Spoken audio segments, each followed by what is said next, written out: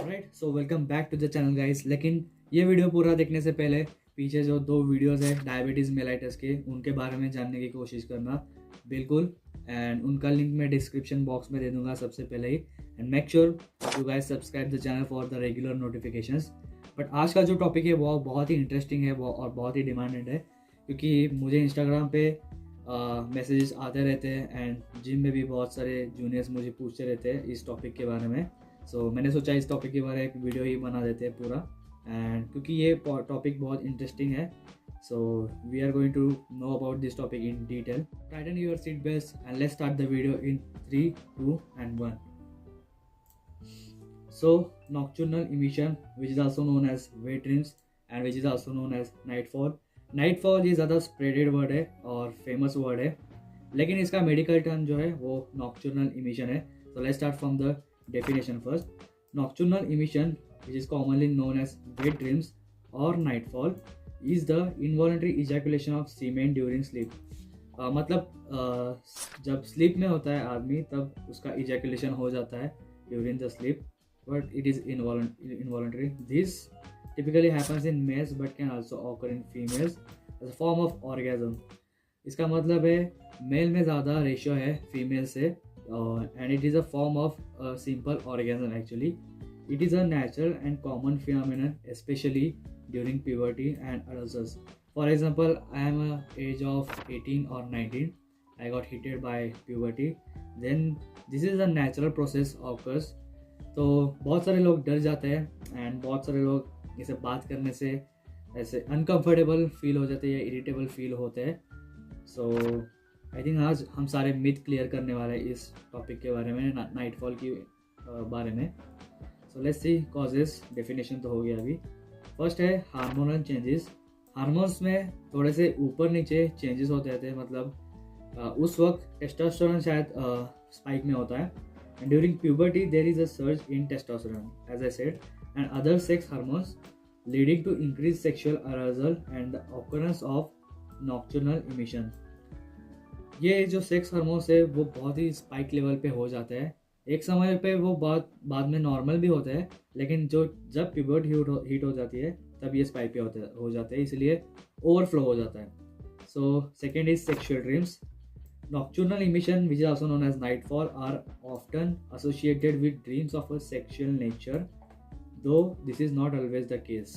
Alright, sexual dreams आ सकते हैं. For example, मैं ऐसे जा रहा हूँ स्कूल के लिए या कॉलेज के लिए and I see a hot girl या एक ब्यूटीफुल लड़की को मैं देखता हूँ एंड वो मेरे थॉट्स में आ जाता है, जो एक 18+ लड़के के मन में आ जाता है. एंड वही थॉट उसको स्लीप के वक्त अफेक्ट करता है एंड उसी की वजह से एक कॉज है, उसी की वजह से नाइटफॉल हो जाता है एक कॉज. बट ये ऑलवेज केस नहीं हो सकता, ये हर वक्त ऐसा नहीं हो सकता, कभी कभार हो सकता है. So it is bodies natural release mechanism.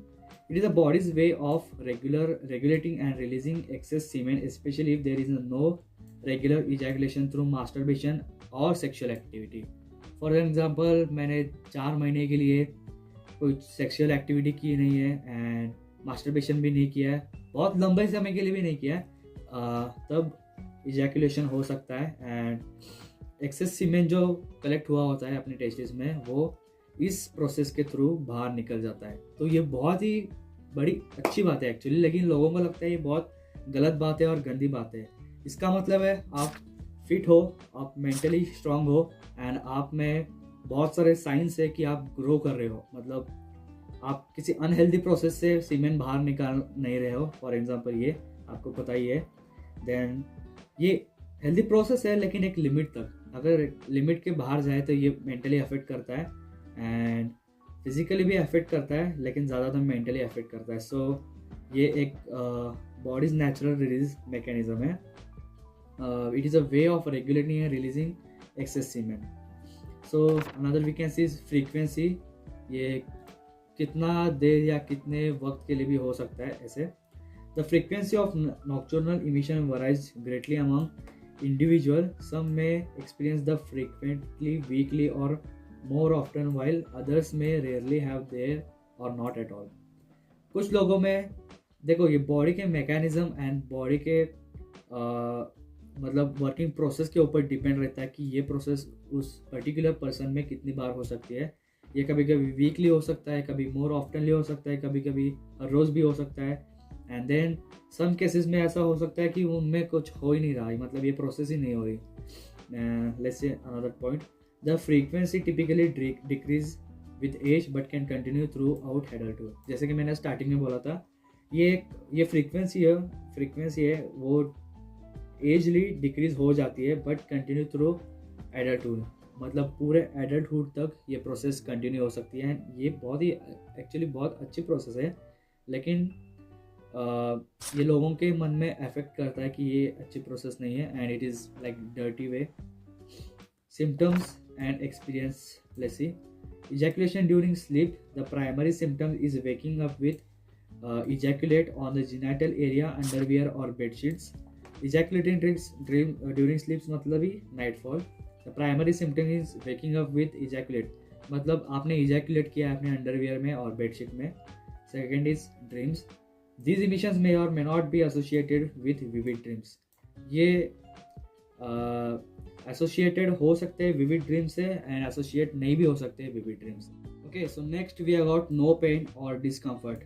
It is usually does not cause pain, although some men feel slight ग्रॉगीनेस और एम्बेरसमेंट। अगर इजैकुलेशन के वक्त पेन हो जाता है तो ऑब्वियसली ये प्रॉब्लमेटिक है, तो आपको किसी ट्रस्टेड एडल्ट के साथ बात करनी है, घर पे बात करनी है, या फिर किसी नॉन मेडिकल प्रोफेशन में जो है उनसे बात करनी है।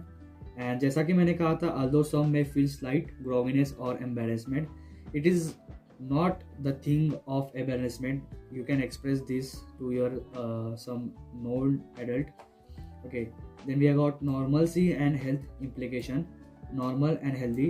Nocturnal emission are completely normal and healthy. They are natural part of sexual development and do not indicate any health problems. So we have got our 50% of solution in this point. Actually बहुत सारे लोग पूछते हैं ये normal है या unhealthy है, healthy है या अनहेल्दी है। So it is completely natural and healthy process. Nocturnal emission are completely normal and healthy, they are natural part of sexual development, which means if you getting nightfall you are growing sexually and do not indicate any health problems. No need of medical intervention unless accompanied by pain, unusual symptoms or extreme frequency that cause distress. There is typically no need for medical treatment. जब तक ये ejaculation painful नहीं होता या discomfortable नहीं होता, तब तक कुछ मेडिकल इंटरवेंशन करने की ज़रूरत नहीं है, कुछ टेस्ट वगैरह की कोई ज़रूरत है नहीं actually. Now let's move on to the myths and misconception. इसके बारे में जो मिस इन्फॉर्मेशन फैली है बहुत लोगों में, उनको अभी हम क्लियर करने वाले हैं। Which is first point we have got, not harmful. There is misconception that frequent nocturnal emissions can harm the body और weaken an individual. This is not true, it is normal bodily function. लोगों को लगता है जैसा ही सीमेन बाहर जा रहा है, नाइटफॉल हो रहा है, तो मैं उस तरीके से वीक भी हो रहा हूँ। जैसे सीमेन जाता है मैं वीक हो रहा हूँ, सीमेन जाता है मैं वीक हो रहा हूँ। ये बिल्कुल बहुत ही गलत बात है actually. It is not harmful and ये इंडिकेट नहीं करता कि आप हेल्दी हो या अनहेल्दी हो। It is normal bodily function है। दो then next we have got, does not reflect sexual behaviours. Having wet dreams does not necessarily reflects a person's sexual thoughts or behavior, does not imply any lack of control or moral failing. So here is the big problem. बहुत सारे लोग adult इस बात को इसीलिए explain नहीं करते हैं, इसीलिए डिस्कस नहीं करते क्योंकि लोग उनको मिस जज करते हैं। उनको एडल्ट्स को लगता है कि अगर मैंने ये बात एक्सप्रेस की तो वो लोग मुझे मिस जज करेंगे कि इसका कैरेक्टर ख़राब है, ये ऐसे ही गंदे काम करता रहता है एंड इसका खुद के ऊपर कंट्रोल नहीं है, ये गया गुजरा हुआ है and he is not the man actually.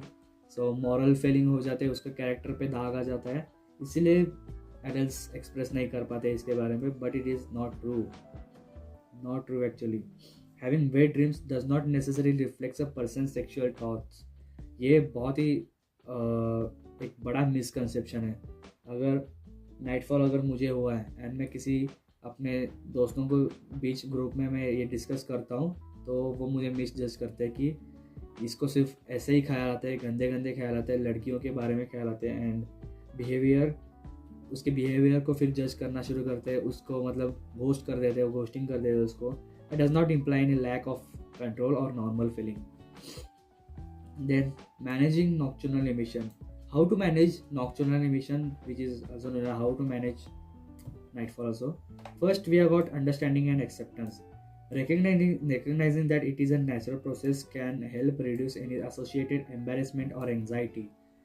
हम अगर जान लें कि ये नेचुरल प्रोसेस है, हम खुद को जान लें, हम खुद को मना लें कि ये नेचुरल प्रोसेस है, तो लगभग वही उसी वक्त एंजाइटी और एम्बेरसमेंट डिस्ट्रॉय हो जाती है. Second, we have got hygiene. Washing regular and changing bed linings, मतलब बेडशीट हम रेगुलरली हमें चेंज करना है. And under water after an मैंने क्या गलत लिख दिया, underwear after an emission can help maintain hygiene. Okay, so hygiene को हमें मेंटेन करना है. Washing regularly and changing bed linings, मतलब बेडशीट चेंज करनी है रेगुलरली, एंड अंडरवियर्स को हर वक्त वॉश करके शफल करके पहनना है. Third, we have got open communication. For teenagers, open communication with parents and trusted adult can help in understanding and coping with nocturnal emission. जो teenagers है, अगर वो अपने पेरेंट्स से बात करते हैं, जो ट्रस्टेड वंस है उनसे बात करते हैं, तो वो इस प्रॉब्लम से कोप कर सकते हैं. And when to see a doctor, seek medical advice if nocturnal emissions are accompanied by pain, blood or other unusual symptoms. अगर ejaculation के वक्त या nightfall के वक्त पेन हो रहा है या डिस्कम्फर्ट या ब्लड आ रहा है, तो ये बहुत ही प्रॉब्लमेटिक और बहुत ही मतलब गंदी चीज़ है actually. So then and then only we have to seek a doctor. Then we have got if emissions are causing significant distress or anxiety, speaking to a healthcare provider or counselor might be helpful. अगर ये बात करने से anxiety होती है, embarrassment feel हो जाती है, तो किसी काउंसलर से आप हेल्प मांग सकते हो. Alright, so last point we have got nocturnal emissions are a normal part of growing up and sexual health with no lasting negative effects on physical और mental wellbeing. So I think that's the end for the topic guys. तो आपको अगर ये video अच्छा लगा होगा या informative लगा होगा, तो अपने किसी भी दोस्तों के साथ शेयर ज़रूर करना जिसको इसकी ज़रूरत है. And make sure you guys like the video. Hope कि इस वीडियो से आपको बहुत सारी अच्छी इन्फॉर्मेशन मिली होगी और आपके सारे मिथ्स एंड डाउट्स क्लियर हुए होंगे. एंड मिलते हैं ऐसे ही अगले नए वीडियो में. तब तक के लिए stay tuned, stay safe, stay healthy and keep learning.